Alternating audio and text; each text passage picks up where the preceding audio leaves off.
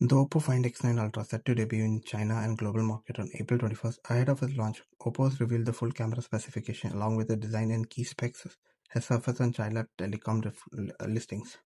Oppo has confirmed it will have a 50 megapixel periscope camera with 10x optical zoom and has revealed the rest of the device specs through social media.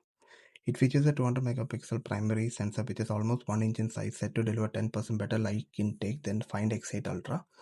It has a 200 megapixel periscope camera with 3x optical zoom, offering 36% more light intake than its predecessor.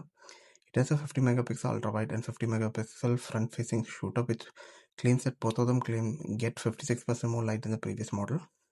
It comes with a new true color camera set to be 43% light sensitive, which is 3.2 megapixel sensor.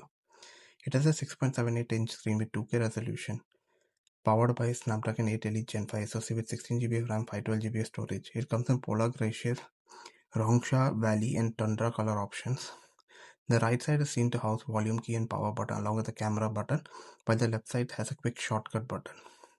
While the camera module is noticeably thick, it seems less than the recently launched X300 Ultra. It will be launched on April 21st.